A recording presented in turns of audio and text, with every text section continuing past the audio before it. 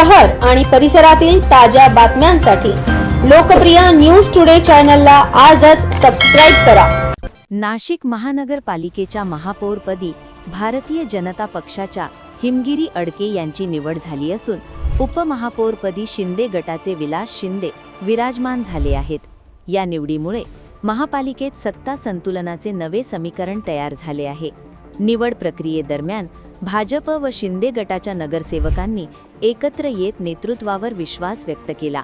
नवनिर्वाचित महापौर हिमगिरी अडके यांनी शहराच्या विकासाला गती देणे, नागरी सुविधा सुधारणा आणि पारदर्शक प्रशासन हे प्राधान्य असल्याचे सांगितले। उपमहापौर विलास शिंदे यांनी समन्वयाने काम करून नाशिकच्या सर्वांगीण विकासासाठी प्रयत्न करणार असल्याचे मत व्यक्त केले।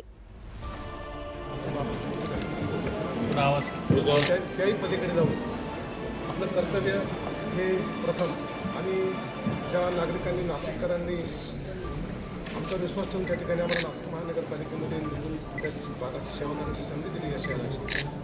आपण जर बघितलं असेल तर केंद्रामध्ये राज्यामध्ये महायुतीचे सरकार आहे आणि राज्यामधल्या बऱ्याच महानगरपालिकांमध्ये महायुतीचे सरकार आहे। नाशिकचा विषय जर बघितलं तर आज या ठिकाणी ह्या राज्याचे उपमुख्यमंत्री आणि शिवसेनेचे मुख्य नेते सन्माननीय एकनाथ शिंदे साहेब आणि ह्या महाराष्ट्र राज्याचे लोकप्रिय मुख्यमंत्री आदरणीय देवेंद्रजी भाऊ फडणवीस, परत कुंभमंत्री आदरणीय गिरीश भाऊ महाजन, दादाजी भुसे साहेब, तसेच आमचे गटनेते अजयजी बोरस्ते, शिवाजी कांदे, आमचे महानगर प्रमुख बंटीभाऊ तिथले, या सर्वांनी समन्वय साधून या ठिकाणी ह्या शहराचा विकास हे ध्येय ठेवून वरिष्ठांना तशा बाबी त्या वरिष्ठांसमोर मांडल्या आणि नाशिक महानगरपालिकेमध्ये विकासाच्या दृष्टिकोनातून आणि येणाऱ्या महाकुंभाच्या दृष्टिकोनातून या शहराचा नावलौकिक हा संपूर्ण देशभर नव्हे तर हा नॅशनल नाही तर इंटरनॅशनल लेवलचा हा जो काही